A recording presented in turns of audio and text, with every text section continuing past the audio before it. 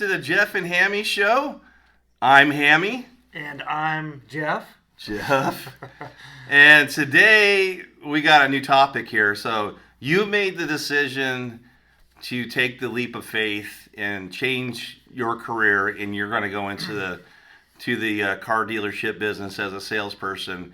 I have a top 10 list of things I've learned over the years of going to different dealerships. I've been at like 6 different dealerships. How many have you been at, Jeff? I've been two. Two. Actually, not Two. too many. But Two. I interviewed at many, so we'll talk about that. All right, so I got a little bit more experience with different brands, and so I've learned some stuff that I didn't know before I worked for these brands. So let's go over this. So I titled this, Finding the Right Dealership to Go Work For. Number one. Which is important. Yes. I'll just add one thing, is you really want to, if you're going to go spend your life and your time and your energy at a place, you really want to make sure that it fits and you're comfortable and you can be yourself and you can see yourself actually growing and making a living at it. So it's an important thing. Yes, it 100%. Like your happiness is way more important sometimes than the money you may make at a dealership. So, and I've learned a lot over the years working in different brands and with different companies, even in the same brand, and the way a different store will conduct its business. So I wrote this here. Number one, have a top 3 brands you are interested in selling. What do you have a passion for?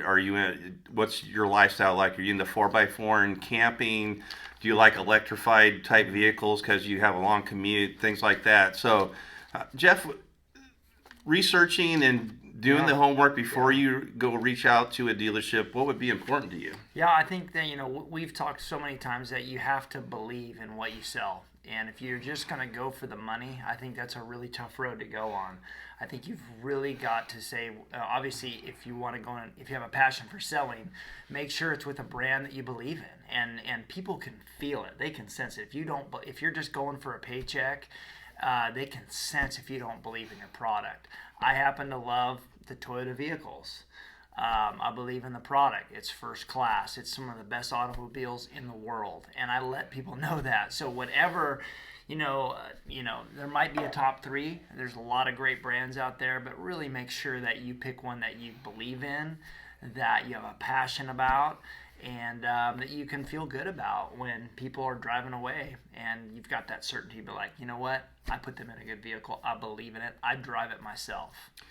Yeah, I'm just going to add to that. So, I went from a Toyota store back to my home Toyota store here in Redding, California, and I made a lot of money at the other store. And the pressure, the stress, the way the managers were grinding on me just wasn't worth the money, to the point till they just ran me out of there, and I just quit because I couldn't handle it anymore. So even if it was the right brand, just the atmosphere of the store was just not right. Just how they how that store conducts business, and it wasn't a good fit for me. Yep. All right, number 2, and this is something I've done before reaching out to dealerships. Read Google reviews from customers that are doing stuff like buying cars and doing repair work there.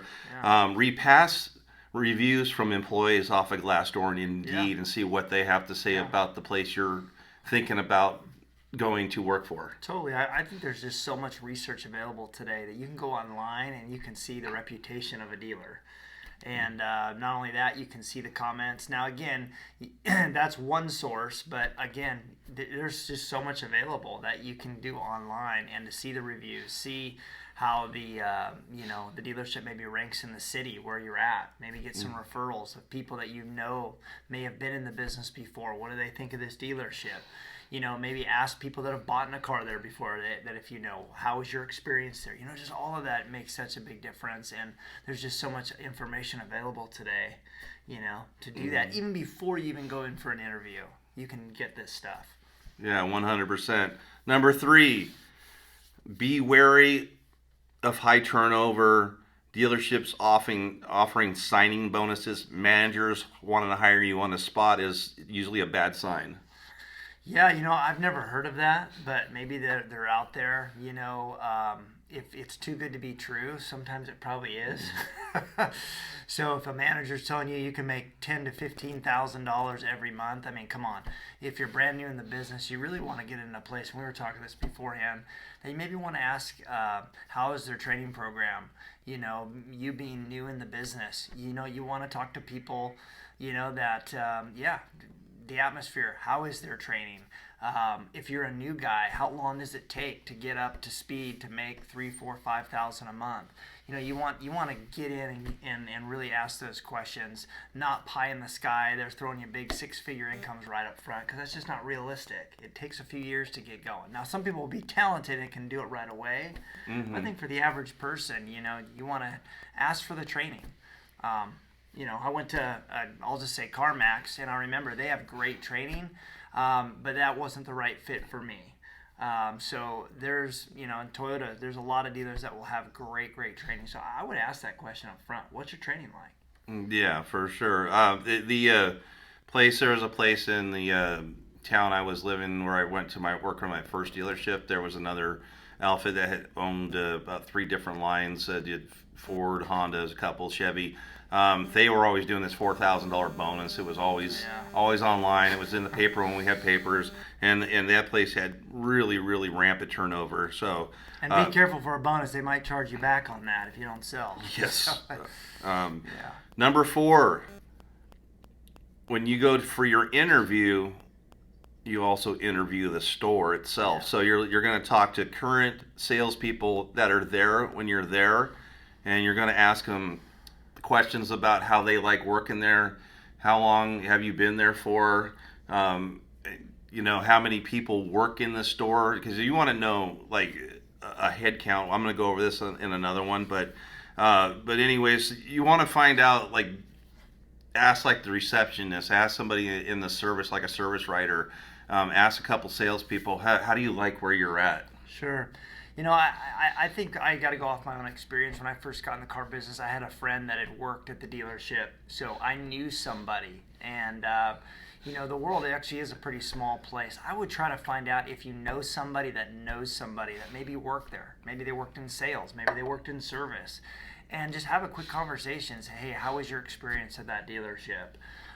That's a great way. Also, if you don't know anybody, when you're going in to interview them, you know, you can get a lot by just walking around the dealership. I couldn't handle a lot of smoke around the dealership, so I had to go to a place that was clean. I mean, look at the building.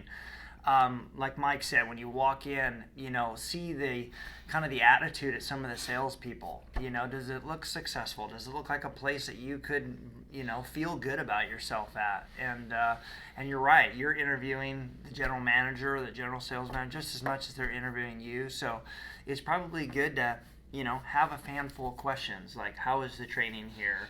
What's realistic expectations for my first 3 to 6 months in earnings? All those kinds of things. So, for sure. Number 5, find out the number of salespeople to sold units.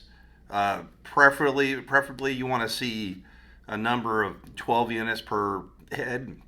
And if anything's under 10, that's usually not a good place. It's overstaffed. Totally. I mean, I think you want to know, hey, how many sales guys do you have? If you're at a store that, you know, a small store or even a Michelin, and it's got 50 sales guys, I'd probably be like, hey, what does the average sales guys normally sell? And you know, again, you know, every store is going to have their own, you know, numbers and this and that, but I would just make sure it's not an overly staffed place. You know, I think under, you know, that 17 to 25 salesmen, that's probably the average where you want to be in. I'd probably, if you're new, I'd probably stay away from a store that's got 50, you know? Yeah. Set yourself up to win. Well, that's what I found out about this Ford dealership that I went to work in Oklahoma. They hired me, I was like 16 at the time, and then all of a sudden, like, you know, by the time I left, they had something like 30 salespeople, and the sales weren't justified for that many people, and so they just kept on hiring. And I realized real quickly this is not going to be a good place for me because the competition's too stiff. Sure. All right, number 6, check the store's website to see if staff photos are on the website. No photos it's usually a sign of high turnover. Yeah, it is amazing, when you look at photographs. See, these are going to be your coworkers, so I think it's good to see how professional is the dealership. Do they have recent photos of guys? You can, see a lot on who you're going to work with, and yeah, I think that's a value thing to see how up to date. Is the general manager on top of things?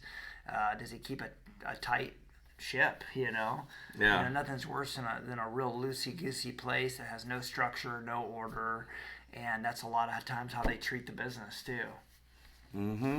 So, All right, number 7. This is a little bit advanced for someone brand new, but at least you could like research this a little bit on your own with looking for the store's ad spend. So, how much does a store spend on ads? Do we hear radio slicks? Do we see TV commercials? Do you go online and then see links? If you were to go on their website, you get cookied on your phone, and then if you start going on other websites, it usually will appear the website. If you don't start seeing stuff like that, you may be concerned about what the budget is for the advertising at that store. Is it going to be good to bring in a good enough volume to support a good living for the salespeople that are there?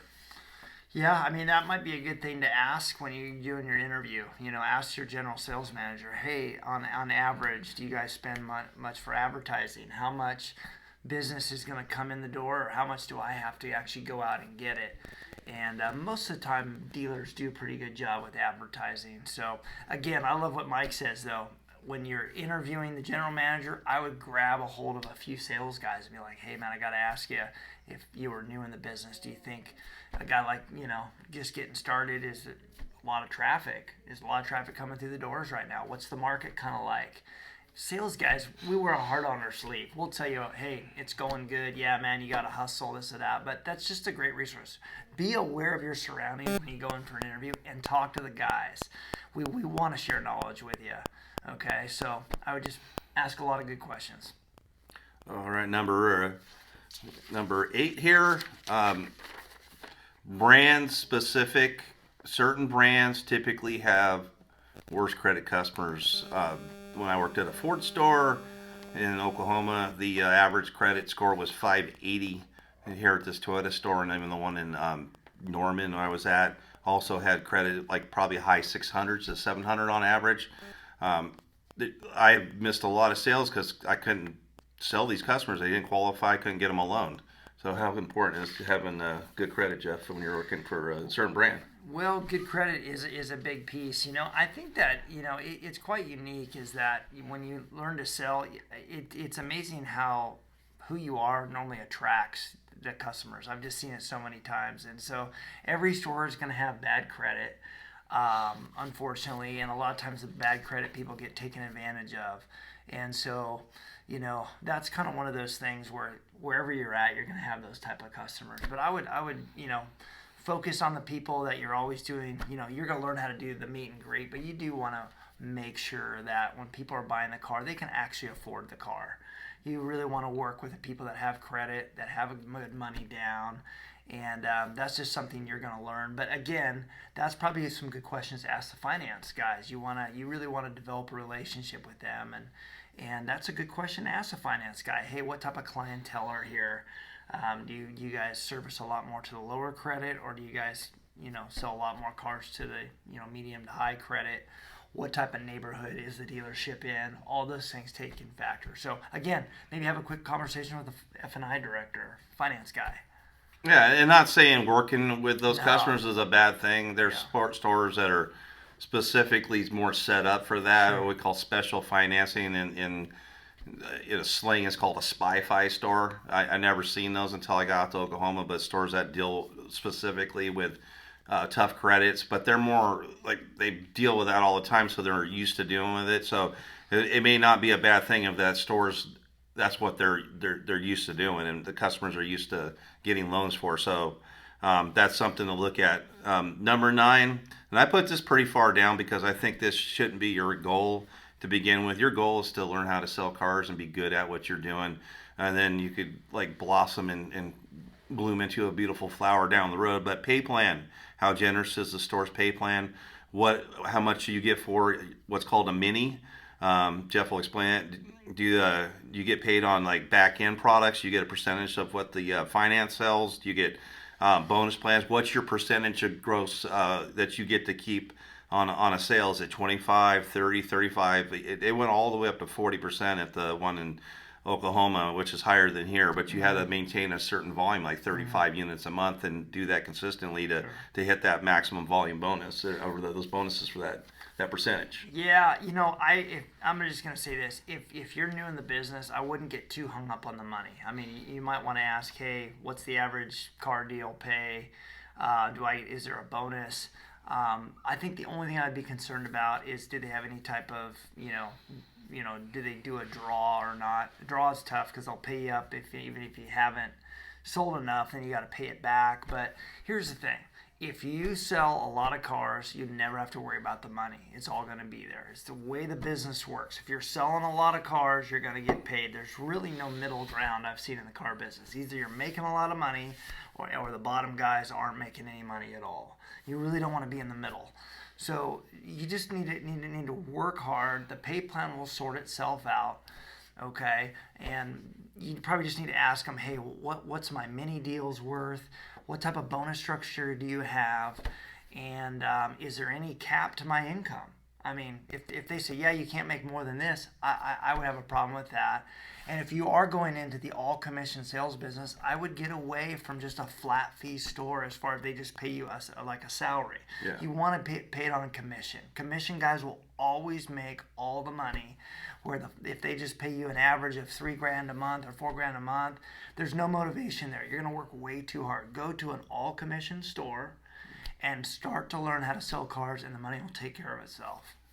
Yeah, I mean, there's the stores here in town and Reading that pay their guys like an hourly, and they get some sort of a Stay away from that. volume thing for selling so many cars. You want to have an actual real commission, a percentage of money you're going to earn from each vehicle. Because if you do a good job, you're worth $1,000 or $2,000, a few times a month for a deal, Yeah. And if another store's not going to allow that, they're like, oh, this is what you get, an hourly rate plus.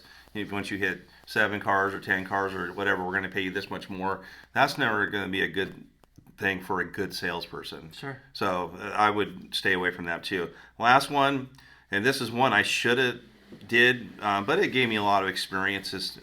When I left to Oklahoma, I had a bad gut feeling about where I was going, so I let my mind overrule my gut. So trust your gut and go with it. Yeah, I don't think you can ever go wrong. I heard somebody tell me, when you show up in the business and it's a place you're considering, you'll know. You'll know if this is a place that you want to give a shot to. And so I would go with that, And nothing's better, like I said, than if you have any type of referral from anybody in your network, family, friends that know the dealer, that sure helps. But if you don't have that, just walk into the place and you'll know. I went to a few places when I first started out. I interviewed, let me see, like 1, 2, 3. I think I went to 4 dealers that I interviewed with. And the last one, I'm like, this one feels pretty good. So don't overthink it. But the best thing you can do is get out there, start interviewing some guys as they're going to interview you. And I'll tell you, in the car business, it's wide open. You don't need a big background. You don't need a lot of education in the entry-level brands. Don't go walk into Mercedes-Benz with no car experience. Yeah, Highline store. But I've never done it before. Entry-level brands, Yeah. They will hire you as long as you are ready to work hard and be willing to learn. Mm-hmm. And just realize there's like really no bad brand to work for in the long run. Like every salesperson at the top level of every major brand out there is making a lot of money doing this business. So it's just a matter, like, it's hard to find a good store to go work for. There's less good stores than there is bad stores out there. Let's put it that way. Not saying bad is in a fact that, but like they're just not going to be treating you like you're a valuable piece to the puzzle. You're just a warm body that they could plug in when they don't need you. They just dispose of you. So you want to stay away from that kind of stuff and make sure you're finding somebody that in a place that really appreciates you. Find an environment where everybody's generally happy and get along. It's like I've been at stores first Toyota store I worked at before that everybody hated each other. Nobody talked to so each other. fun. That's Here we all mostly get along. Just it's a few egos. People at the top are always competitive and things like that. But most of us really like each other here, and it's a good environment. That's the reason why I came back. So versus a more stressful environment where you're getting micromanaged and it's just all the time grinding on you. Sure. So again, thank you for watching the Jeff and Hammy Hope Show. that helps. We'll see you next week. See you next week.